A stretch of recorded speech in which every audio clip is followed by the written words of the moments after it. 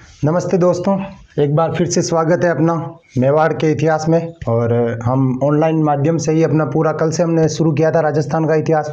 कल हमने राजस्थान में अपने जो नाम के ऊपर चर्चा की थी कि राजस्थान का इतिहास का, राजस्थान जिस नाम है इसका क्या इतिहास है।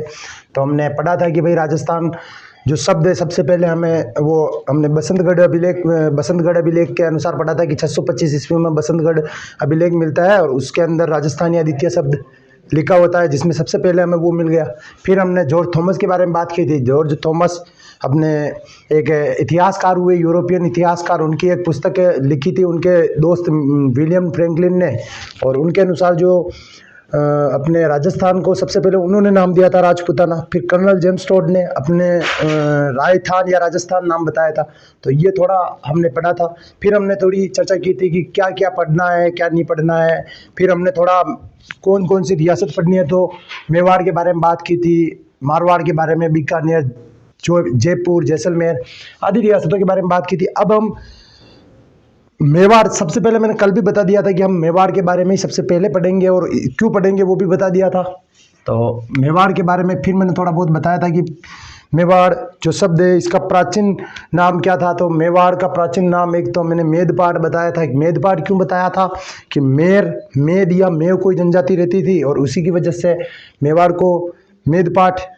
फिर ये जो पहाड़ी एरिया में है अपने उदयपुर, डूंगरपुर, अपने उदयपुर, प्रतापगढ़, राजसमंद वाला एरिया, तो इसमें अपने जो प्रागवाट कहते हैं, प्राचीन नाम प्रागवाट। फिर सीवी जनपद, मैंने बताया था सीवी जनपद क्यों कहते हैं। तो सीवी जनपद इसलिए कहते हैं कि सिकंदर ने कभी आक्रमण किया था अपने सिंध साइड में, और उस सिंध की तरफ से जो कुछ जनजातियां हुआ करती थी, मालव जनजाति, योध्य जनजाति, सीवी जनजाति, वो वहाँ से भागकर इधर राजस्थान में आई और इधर ही बस गई। तो अपने जो चित्तौड़ एरिया में या इस मेवाड़ एरिया में जो जनजाति रहा करती थी वो सीवी थी, और उसी के नाम पर आगे सीवी जनपद पड़ गया। और वो सीवी जनपद को एक मेवाड़ का प्राचीन नाम है, प्रागवाट नाम है और मेदपाट नाम है। फिर हमने यहाँ तक पढ़ा था। इससे आगे हम आज पढ़ेंगे कि मेवाड़ का प्राचीन नाम वो हमने पढ़ ही लिया था। अब मेवाड़ में कौन सी जो वंश था उसके बारे में हम बात करेंगे। मेवाड़ तो है, हमने इसका इतिहास भी पढ़ लिया, इसमें कौन सा वंश था। तो हम मेवाड़ के वंश के यहाँ पर जो राजवंश का जो राजा थे उनके बारे में पढ़ते हैं कि उनका कौन सा राजवंश था। तो जो मेवाड़ में जो वंश था उसका मैंने कल भी बताया था कि मेवाड़ में गुहिल हुआ करते थे, गुहिल राजवंश राज करता था।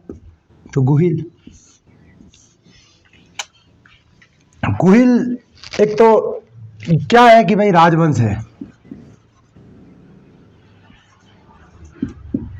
राजवंश है, कहां पर है। पहला ही सवाल ये अगर किसी भी एग्जाम में पूछ ले कि मेवाड़ में कौन सा राजवंश था, तो गुहिल राजवंश। गुहिल राजवंश का राज राजस्थान की किस रियासत पर था, तो मेवाड़ पर था। ये तो आपके समझ में आ ही गया। अब गुहिल कौन थे, क्या थे, इनका पहला राजा कौन था, कहां से आए थे, इस बारे में हम थोड़ी चर्चा कर लेते हैं। कहते हैं कि कर्नल जेम्स टोड, आप जानते हो राजस्थान के एक बहुत बड़े इतिहासकार, कि कर्नल जेम्स टोड ने के अनुसार जो गुहिल थे इनमें पहला राजा गुहिल ही हुआ था। तो अब गुहिल थे पहला राजा, उसके अनुसार गुहिल था। उसने जब पूछा गया कि ये कहाँ से आए, गुहिल कहाँ का राजा था, पहले कहाँ का राजा था, कहाँ से आए, तो उसने एक स्टोरी बताई कि गुजरात में एक जगह पड़ती है,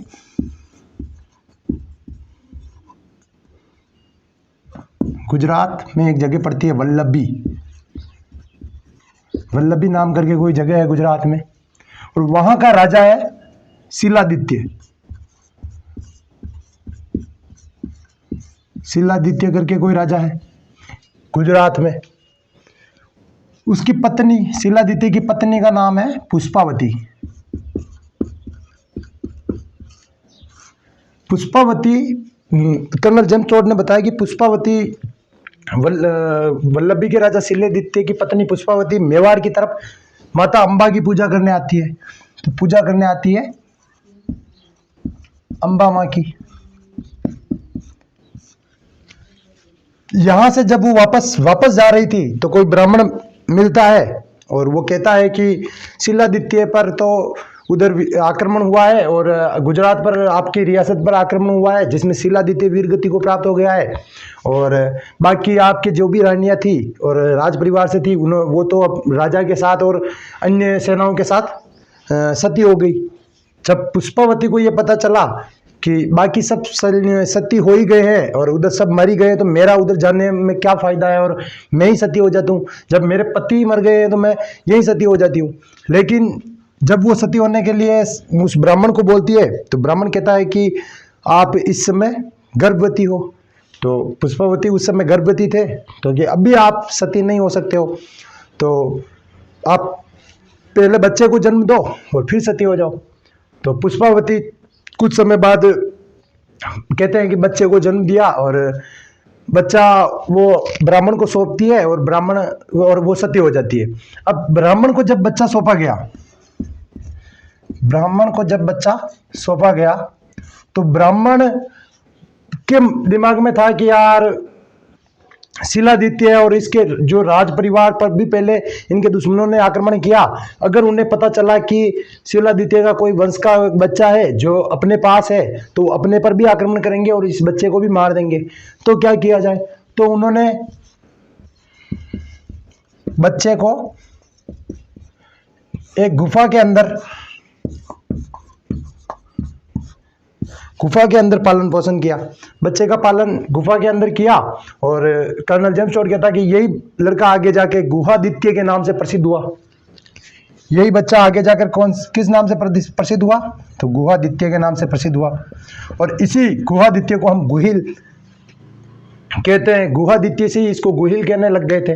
तो ये मानना तो है कि भाई जो गुहिल राजवंश है, जिसमें पहला राजा गुहिल हुआ था, और ये जो था ये गुजरात के राजा शिलादित्य का पुत्र था, और ये वो अपने गुजरात वल्लभी के राजा शिलादित्य का पुत्र था। ये था कर्नल जेम्स टोड का मानना। एक हमारे अकबर के दरबारी विद्वान हुए थे अब्बुल फजल। एक तो कर्नल जेम्स टोड ने बता दिया था, तो मैंने बता दिया colonel James Tod. Colonel James Tod के अनुसार वल्लभी का था। तो ये वल्लभी कहाँ है? तो गुजरात। ये याद रख लेना आप। फिर अब एक इतिहासकार हुए अब्बुल फजल।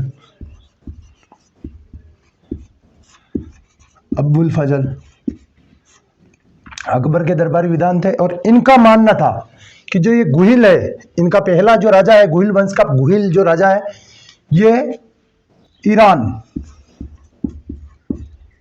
के राजा नौशेरवा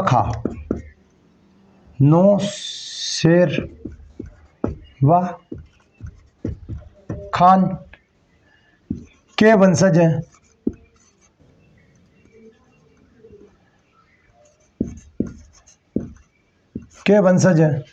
कौन? तो कि अब्बुल फजल ने ये कहा था कि ईरान के राजा नौशेरवा खां का वंशज है। कौन? गुहिल। तो अपने को ये भी याद रखना है कि भाई गुहिल के बारे में कर्नल जेम्स टोड ने कहा कि ये वल्लभी का है, और अब्बुल फजल कहते हैं कि ये ईरान के राजा नौशेरवा खां का पुत्र या उनका वंशज है। अब एग्जैक्ट किसी को नहीं पता है कि ये कहाँ के थे। बस इन दो इतिहासकारों का ये मानना था। किसी का और कुछ अलग अलग मत थे।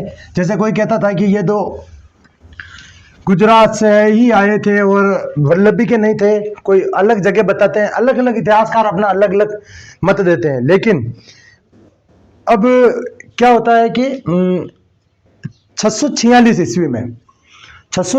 ईस्वी में अपने राजस्थान के एक बहुत बड़े इतिहासकार हुए जिनका नाम था गौरीशंकर हीराचंद ओझा। गौरीशंकर हीराचंद ओझा को 646 ईस्वी में उदयपुर में एक जगह है सामोली, और वहां पर एक अभिलेख मिलता है। उस अभिलेख का नाम भी सामोली अभिलेख है। तो हम बात करते हैं सामोली अभिलेख। सामोली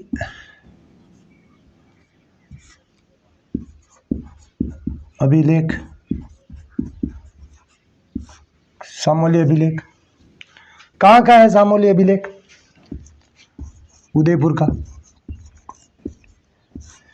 कब का है? तो 646 ईस्वी, 646 ईस्वी का है। किसको मिला? तो अपने गौरीशंकर हीराचंद ओझा।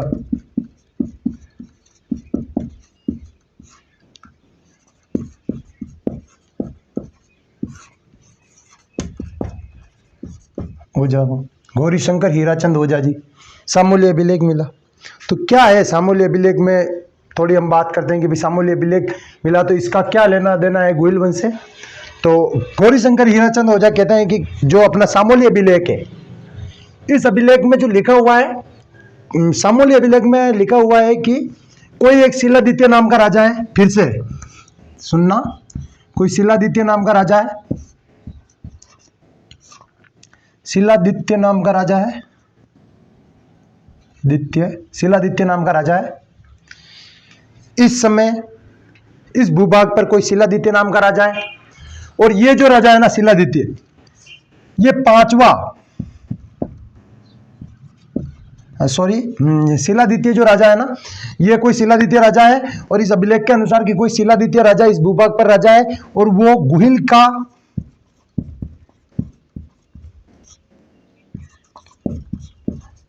पांचवा वंशज है।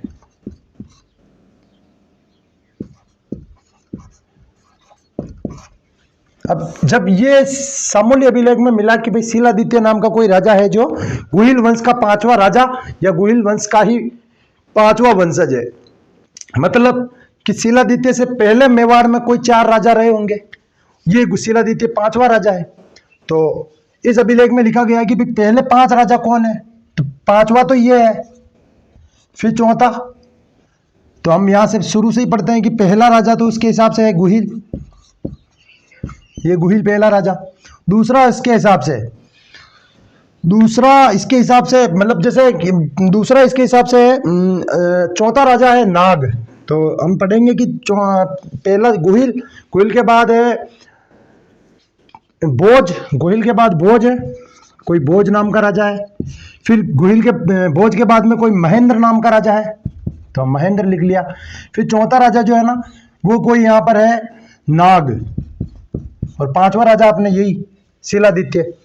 तो शिलादित्य जब राजा है, गौरीशंकर हीराचंद ओझा बताते हैं कि शिलादित्य जब राजा है, कोई बड़ा राजा है, इसने अभिलेख लगवाए, इससे पहले वाले 4 नाग, महेंद्र, भोज और गुहिल का कोई अभिलेख नहीं मिला, मतलब शिलादित्य कोई बड़ा राजा है। और शिलादित्य जब बड़ा राजा है, कब मिल रहा है ये अभिलेख? 646 ईस्वी में, मतलब शिलादित्य जब शासन कर रहा था उसने ये अभिलेख लिखवाया। तो 646 में जब शासन किसका था? शिलादित्य का। अब कई इतिहासकार कहते हैं कि गुहिल, चलो इनका पहला राजा है, तो गुहिल कब राजा था या कब उसने गुहिल वंश की स्थापना की थी।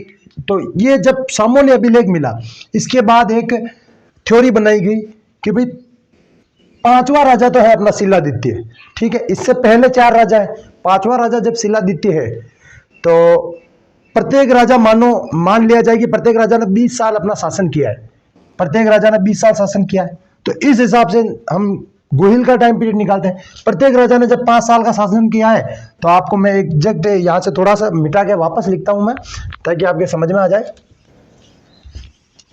शिलादित्य 5वां राजा है, ये किस में लिखा हुआ है? अपने इसमें लिखा हुआ है कि भाई शिलादित्य 5वां राजा है। ये शिलादित्य 5वां राजा है, 5वां। अब फिर इसने बता दिया था कि पहला तो है गुहिल, गुहिल के बाद में है भोज, भोज के बाद में है महेंद्र,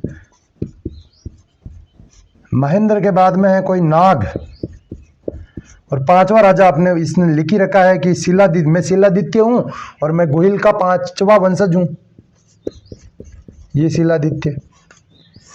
अब हमें इनका तो पता नहीं है कि ये कब कब राजा रहे होंगे, क्या रहे होंगे, गुहिल का भी नहीं पता, लेकिन हमें इसका तो पता है ना शिलादित्य का कि भाई 646 में इसने यहाँ पर ये अभिलेख लगवाया, मतलब 646 में यहाँ पर राजा था। फिर इतिहासकारों का मानना था कि भाई जब शिलादित्य 646 में है और हम प्रत्येक राजा को, शिलादित्य के बाद वाले राजा को 20-20 साल शासन करते हैं, तो हम प्रत्येक राजा में से 20-20 घटा लेते हैं।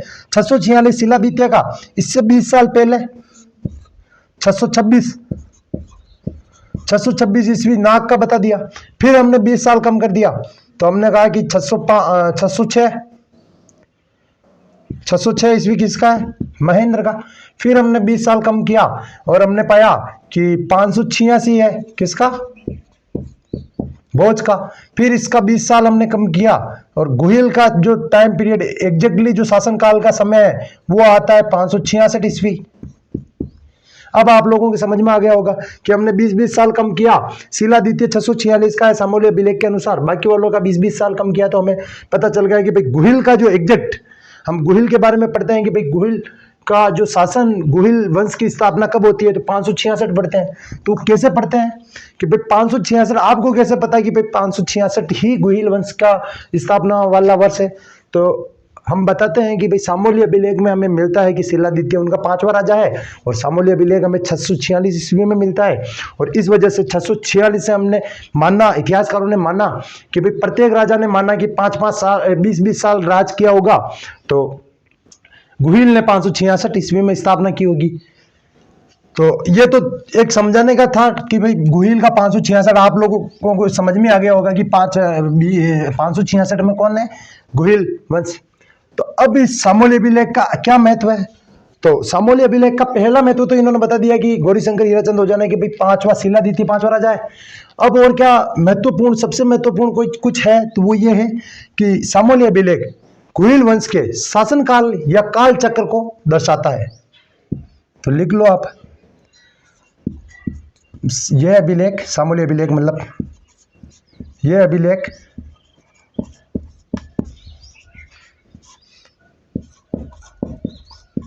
गुहिल वंश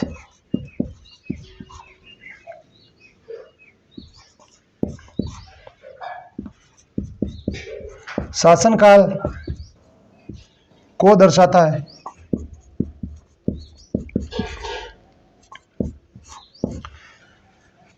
दो चीजें तो आप लोगों की समझ में आ गई कि भाई सामूल्य अभिलेख उदयपुर में मिला, 646 ईस्वी में मिला, गौरीशंकर हीराचंद ओझा ने ढूंढा था, और शिला ये 646 ईस्वी का है सामूल्य अभिलेख, और गौरीशंकर हीराचंद ओझा ने इसकी को मतलब अपना अन्वेषण किया था। फिर शिलादित्य, इसमें जो पहली लाइन थी कि भाई मैं शिलादित्य हूं और मैं इस समय मेवाड़ का राजा हूं और मैं गुहिल का 5वां वंशज हूं या गुहिल का 5वां राजा हूं, गुहिल वंश का 5वां राजा हूं। तो इससे ये वाली लाइन हो गई कंप्लीट। फिर ये सामूल्य अभिलेख जो इसका सबसे महत्वपूर्ण काम है कि ये गुहिल वंश का समय काल दर्शाता है, शासन काल का जो समय काल है कि इनके सभी राजाओं ने कब शासन किया होगा। तो हमने 20-20 साल घटाया और समझ में आ गया कि गुहिल वंश जो है वो 666 ईस्वी में, लगभग 666 ईस्वी में अस्तित्व में आया था। अब क्या मतलब अभिलेख मिला है तो केवल इतना तो लिखा ही नहीं होगा, कोई बड़ा राजा है तो और भी कुछ लिखवाएगा।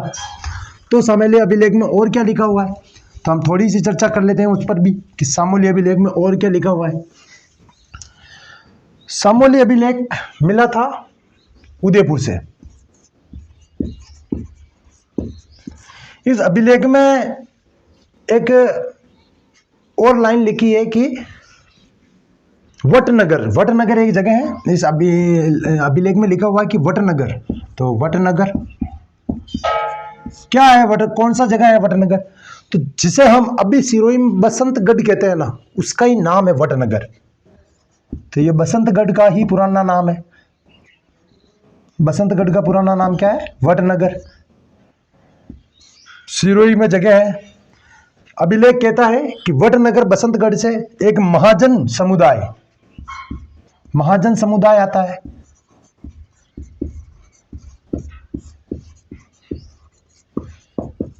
महाजन किसे कहते हैं? जो अभी हम कहते हैं बाणिये, जो बाणिये हैं उन्हीं को महाजन कहते हैं ना।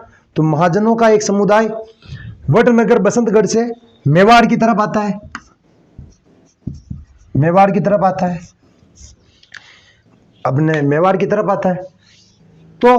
तो क्या करता है ये महाजन समुदाय? तो कहते हैं कि इस महाजन समुदाय का जो अध्यक्ष, जिसे हम आज अध्यक्ष बोलते हैं, उस अध्यक्ष को पुराने राजस्थानी लिपि में या पुराने समय में महत्तर बोला करते थे। तो इनका जो अध्यक्ष, जिसे महत्तर बोलते हैं, महत्तर, वर्तमान में हम इसे अध्यक्ष कहते हैं। जो अध्यक्ष जो है उसका नाम है जयंतक। इस अभिलेख में लिखा हुआ है कि उसका नाम क्या है, जैनतक। जैनतक नाम का कोई महत्तर है, अध्यक्ष है महाजन समुदाय का। वो अपने समुदाय के साथ वटनगर वटनगर सिरोही में जो बसंतगढ़ कहते हैं अभी, वहां से आता है मेवाड़ में। और ये जैनतक जो है ना, ये अपने समुदाय से आज्ञा लेकर एक मंदिर का निर्माण करवाता है। जैनतक एक मंदिर का निर्माण करवाएगा, मंदिर निर्माण, और उस मंदिर का नाम है अरण्य वासिनी देवी। अरण्य वासिनी देवी का मंदिर, अरण्य वासिनी देवी का मंदिर बनवाता है। कौन सी है अरण्य वासिनी देवी, कहाँ है अरण्य वासिनी देवी? तो जो ये अरण्य वासिनी देवी है ना, इसी को हम आज जावर माता कहते हैं। क्या कहते हैं? जावर माता। तो मैं एक बार वापस समझाता हूं आपको थोड़ा कि भाई सामोली अभिलेख में, एक सामोली अभिलेख में लिखा गया है कि वटनगर जो अभी वर्तमान का बसंतगढ़ है, तो वटनगर से एक महाजन समुदाय आता है। महाजन मतलब बाणियों का, और उस समुदाय का जो अध्यक्ष है या उस अध्यक्ष को कहते हैं मेहतर, और जो मेहतर है वो है जैनतक। जैनतक यहाँ आता है, अपने समुदाय से आज्ञा लेता है, और यहाँ पर वो अरण्य वासिनी देवी का मंदिर बनवाता है। अरण्य वासिनी देवी कौन सी? तो आज जिसे हम जावर माता कहते हैं। अब ये मंदिर कितना बड़ा था, ये सारी जानकारी है इसके अंदर कि भाई ये मंदिर बहुत बड़ा मंदिर था, बड़े बड़े धनवान लोग यहाँ पर आते थे। इस मंदिर के बारे में वो लिखता है कि यहाँ पर 18 तो गायक ही हुआ करते थे, कि मतलब इस मंदिर में 18 अलग अलग वाद्य बजाने वाले सिंगर, जिसे हम इंग्लिश में सिंगर बोलते हैं ना, तो वो हुआ करते थे। तो इतना बड़ा मंदिर था। फिर क्या, और क्या जानकारी है? फिर बताता है कि जब मंदिर की प्राण प्रतिष्ठा कंप्लीट हुई, तो जैनतक, जो जैनतक था इसने, वो यहाँ पर था। तो जैनतक ने, जब मंदिर की प्राण प्रतिष्ठा कंप्लीट होती है, तो जैनतक कोई देवी कुंड नाम की जगह है, देवबुक, सॉरी देवी कुंड नहीं है, देवबुक नाम की कोई बुक जगह है। देवबुक एग्जैक्ट ये किसी को नहीं पता है कि ये जगह कहाँ है, बट देवबुक नाम की एक जगह है। और इस जगह पर जैनतक ने मंदिर बनवा दिया, और अब इसको लगा कि यार अपने तो बहुत धर्म वरम कर लिए, और अब यार ज्यादा अपने कुछ रहा भी नहीं जीवन का, प्राण जो है ना, अपने जीवन को हम स्वयं प्राण त्यागना, तो स्वयं प्राण त्यागना। तो इन्होंने यहाँ पर अग्नि में प्रवेश किया। अग्नि में प्रवेश, सीधा सीधा कहें तो कि मतलब औरतें जो सती होती है ना, इधर जैनतक जी सती हुए, तो सती ना कहकर हम सत्ता कह सकते हैं कि भाई जैनतक जी सत्ता हो गए थे। देवबुक नामक स्थान पर अग्नि में प्रवेश कर लिया। और मंदिर किसने बनवाया था? तो जैनतक ने बनवाया था। तो ये थोड़ा सा आप लोगों को सामोली अभिलेख समझ में आ गया होगा। अब जब सामोली अभिलेख समझ में आया,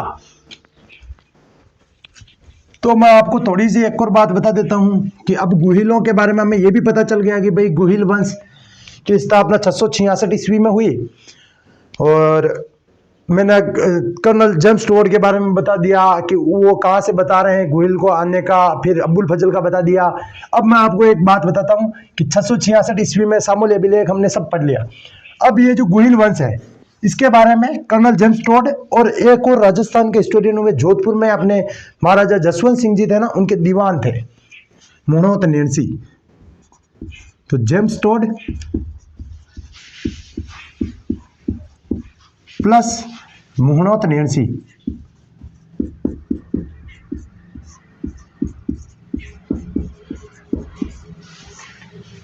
दोनों ने बताया, इन दोनों ने मिलकर बताया कि जो गुहिल वंश है ना, इस गुहिल वंश की 24 शाखाएं हैं। कितनी?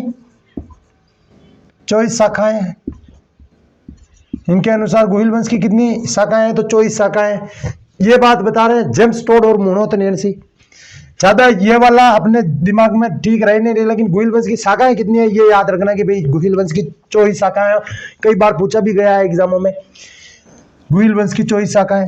तो 24 तो हम पढ़ नहीं सकते, लेकिन फिर भी मैं आपको बता देता हूँ थोड़ा बहुत मेरे को जो पता है कि बड़ी बड़ी सी जो है। तो पहली शाखा कहाँ है?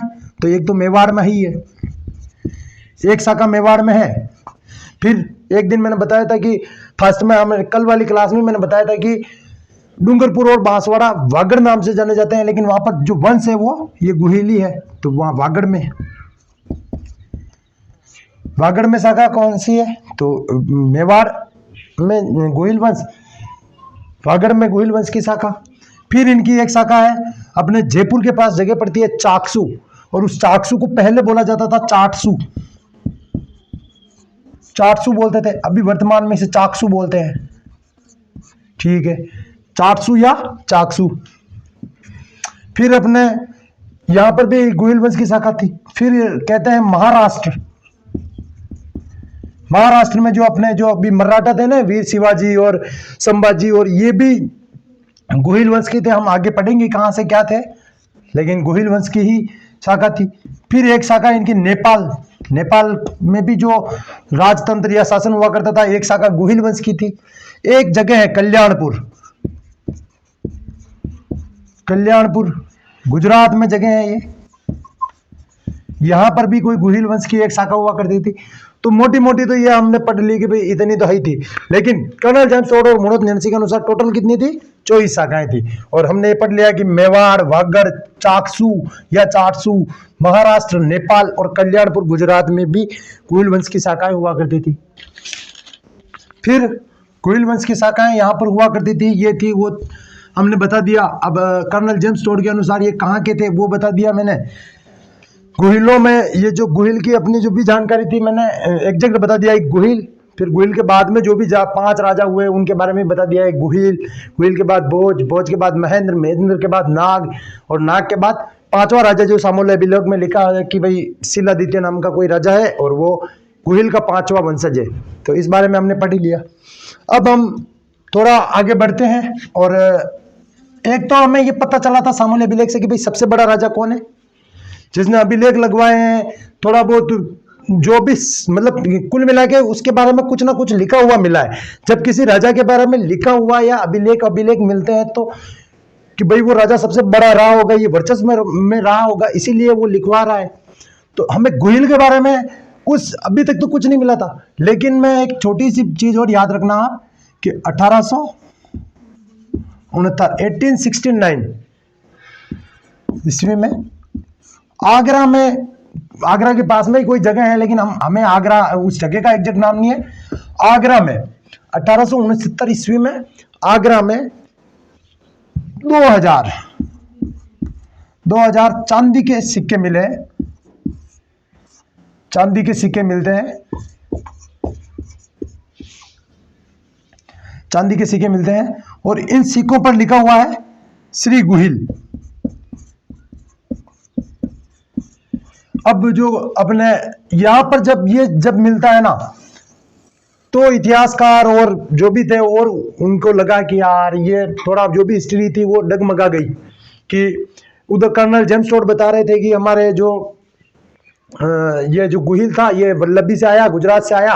फिर अब्बुल फजल बता रहे थे कि नहीं ये तो ईरान से आया था, और बाकी वाला अपने को कुछ लिखा हुआ मिला नहीं। तो हमने कहा कि भाई सबसे बड़ा राजा गुहिलों में कौन हुआ, जिसका अभिलेख मिलेगा वो हुआ, तो शिलादित्य हुआ। शिलादित्य का भी एक सिक्का मिला था जो तांबे का था, लेकिन आगरा में 1869 में खुदाई में हमें श्री गुहिल नाम से 2000 चांदी के सिक्के मिले।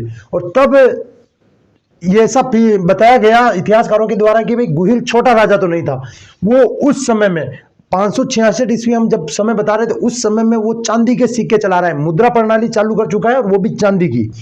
और 2000 सिक्के एक ही जगह से मिले। तो थोड़ा बहुत इतिहासकारों ने कहा कि ये ना तो गुजरात से आए थे ना कहीं से, जो अपने गुहिल जो था ये आगरा से ही माइग्रेट होकर यहीं से ये मेवाड़ की तरफ गया। और तब ये मेवाड़ में इसका कोई अभिलेख मिले ना मिले, लेकिन ये बहुत बड़ा राजा था। कहाँ का? आगरा की तरफ का। तो ये अपने गुहिल के बारे में थोड़ी बड़ी थी जो जानकारी थी, मेवाड़ में गुहिल कहाँ से आए, क्या क्या किया, इनके बारे में जो भी अपने को पता था सामूहिक अभिलेख के अनुसार, एक तो वो पता होना चाहिए क्योंकि वो एक एविडेंस है। फिर ये 1869 वाला आपको याद होना चाहिए, बाकी वाला आपको याद हो तो ठीक, ना हो तो भी कोई नहीं। सामूहिक अभिलेख में क्या क्या लिखा है वो भी याद हो तो कोई नहीं, अपने को तो केवल ये पता होना चाहिए कि सामूहिक अभिलेख जो है ना गुहिल वंश के समय काल को दर्शाता है। समय काल मतलब अपने शासन काल को दर्शाता है कि इनके राजाओं ने गुहिल वंश की स्थापना को दर्शाता है सामूहिक अभिलेख। सामूहिक अभिलेख में ही गुहिल वंश के शिलादित्य नाम के राजा के बारे में चर्चा की जाती है। अब हम जो मेवाड़ में गुहिल पढ़ लिया और गुहिल के बाद के 4-5 राजाओं और अभिलेखों के बारे में बात कर ली। अब हम गुहिल वंश में एक सबसे प्रतापी जो राजा हुआ और सबसे ज्यादा जिसके एविडेंस हमें मिलते हैं, जिनके अभिलेख हमें मिलते हैं, जिनके बारे में मतलब एक फिक्स कोई सबूत मिलते हैं कि भाई सबसे बड़ा राजा कौन हुआ था, तो वो था बापा रावल।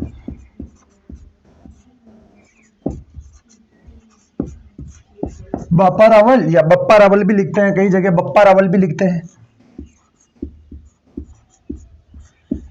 बप्पा रावल भी लिखते हैं किताबों में, इन्हें बापा रावल या बप्पा रावल कहते हैं।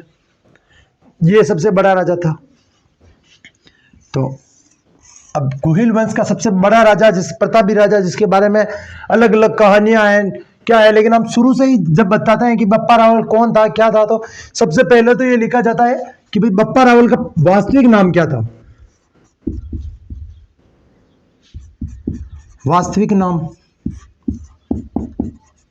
नाम इसका जो था वो था कालभोज।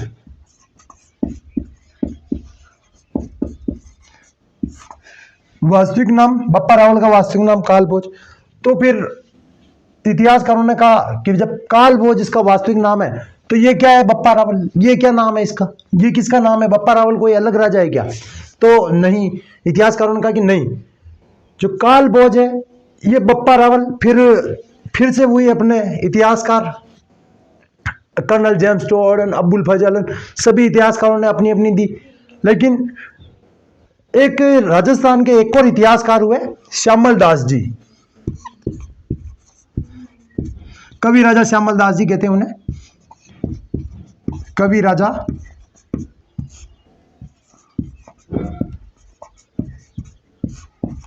श्यामल दास जी। और इनकी एक पुस्तक है वीर विनोद, वीर विनोद नाम करके एक पुस्तक है।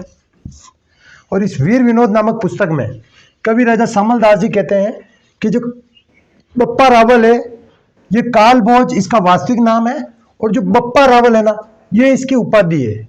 बप्पा रावल क्या है? उपाधि, टाइटल है। तो वीर विनोद के अनुसार बप्पा इसकी क्या है? उपाधि। फिर श्यामल दास जी बताते हैं कि मेवाड़ या राजस्थान, मेवाड़ में खास तौर से उन्होंने बताया कि भाई मेवाड़ में अधिकतर जो रेस्पेक्टेड लोग होते हैं, रेस्पेक्टेड जैसे कोई जिसका आदरणीय व्यक्ति होता है तो उसको बाऊजी बोला जाता है, बाऊजी, बाप जी, ऐसा ही बोला जाता है। और गुजरात में हम जब जानते हैं अपने महात्मा गांधी को हम बापू कहते थे, तो बापू इनका एक टाइटल हुआ करता था, कोई बूढ़े तो थे नहीं, बापू थे तो बापू कहते हैं। और आज भी हम मतलब कई राजाओं को बापू, या मतलब जो उधर गुजरात में कई सारे लोग हैं जिनको बापू कहते सुनते पाए जाते हैं। श्यामल दास जी के अनुसार जो बप्पा जो उपाधि थी ना, ये कोई विशेष केवल बप्पा कालभोज को नहीं थी, ये मेवाड़ में एक साधारण सी भाषा में कहें कि भाई कोई महान व्यक्ति है और कोई बड़ा आदमी है, कोई राजा वाजा है, तो उसके लिए बप्पा।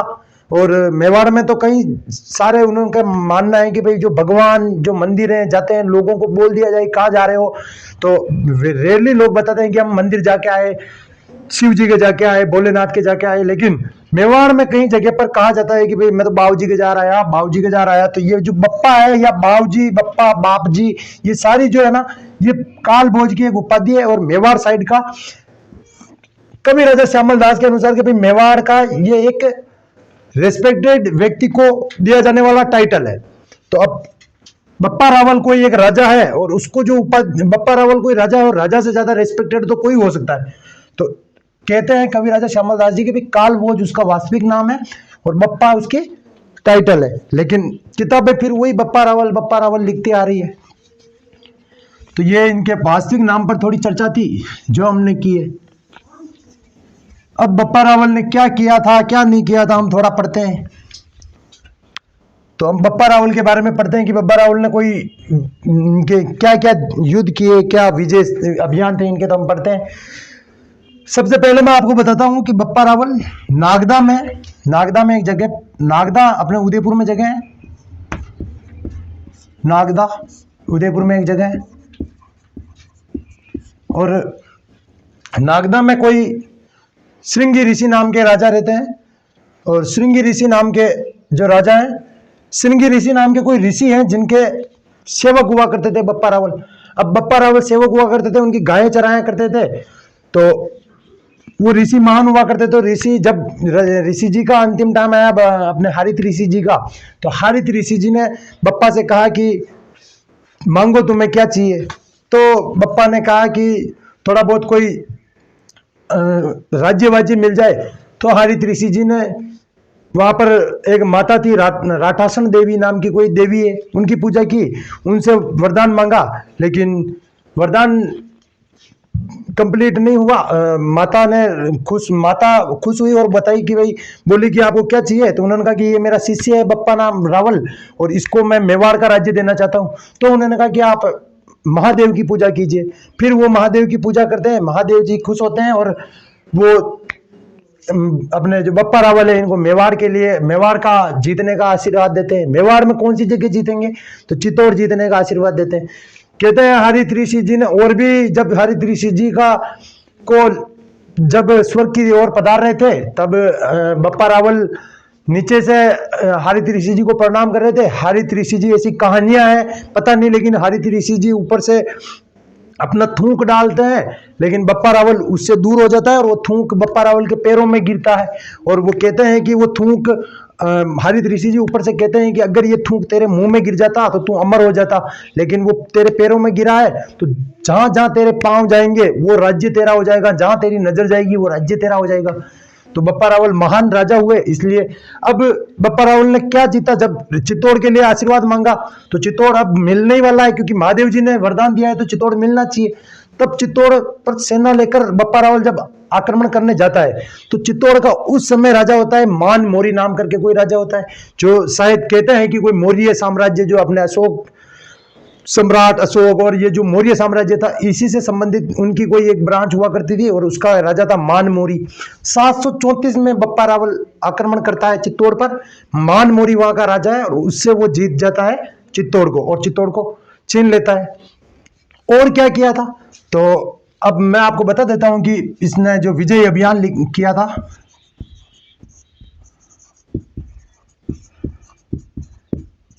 विजय अभियान, पहला विजय अभियान जो हुआ था चित्तौड़, कब किया था, 734 ईस्वी में। किसके खिलाफ किया था, तो बप्पा रावल तो था ही था वर्सेज मान मोरी। यहां पर ये जीत जाता है और चित्तौड़ को छीन लेता है। चित्तौड़ पर इसने अपना कब्जा कर लिया, लेकिन राजधानी जो रखी, भले ही यार चित्तौड़ छीन लेता है लेकिन राजधानी इसने अपनी नागदाई रखी। तो इसके समय राजधानी क्या रहेगी, राजधानी इसने नागदा रखी। फिर क्या किया, तो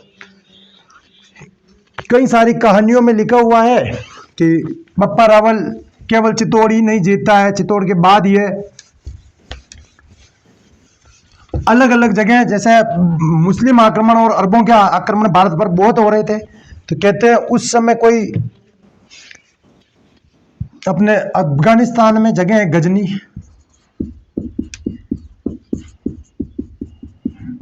अफगानिस्तान में एक जगह है गजनी, और गजनी का राजा हुआ करता था कोई सलीम।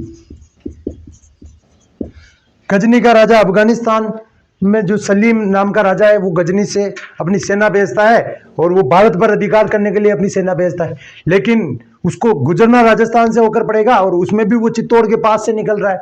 बप्पा रावल को जब पता चला कि उधर से किसी राजा की सेना आ रही है, तो बप्पा रावल अपनी सेना लेकर उस सेना को सामने से जाता है और खदेड़ता है, और वापस हराते हराते उनको गजनी तक लेके जाता है। और कहते हैं कि गजनी में बप्पा रावल जाकर सलीम को हटाता है और वहां पर अपने भांजे को राजा बनाता है।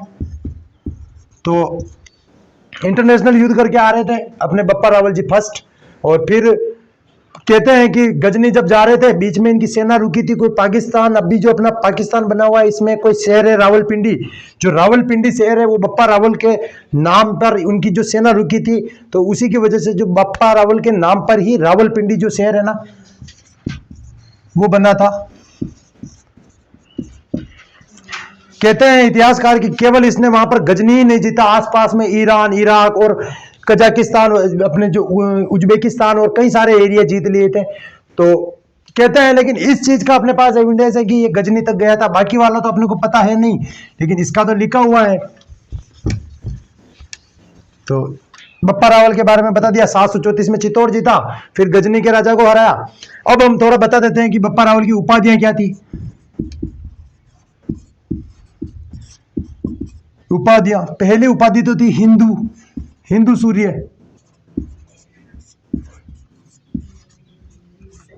हिंदू सूर्य। एक उपाधि इनकी हुआ करती थी राजगुरु, फिर एक उपाधि हुआ करती थी इनकी चकवे। ये 3 उपाधियां हुआ करती थी। हिंदू सूर्य, उस समय अरबों के मुस्लिमों के आक्रमण हो रहे थे और हिंदुओं को बचाने वाला कोई था तो ये हिंदू सूर्य। राजगुरु, बड़ा राजा था, दूसरे राजाओं को गुरु दक्षिणा में राजा कैसे रहा जाता है, राजा कैसे बना जाता है वो सिखा रहा था, तो राजगुरु। चकवे, चारों दिशाओं को जीत लिया था, इसलिए इसको चकवे की उपाधि दी गई थी।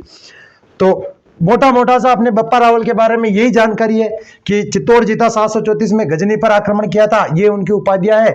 और हारित ऋषि वाला, और वो एक कहानी है, बट कहानियां इतिहास में लिखी गई है कई सारी किताबों में कि भाई हारित ऋषि के आशीर्वाद से उनको चित्तौड़ और ये मिला, तो आप लोग ये भी याद कर ले। थैंक यू, धन्यवाद, और हम मिलते हैं अपनी नेक्स्ट क्लास में।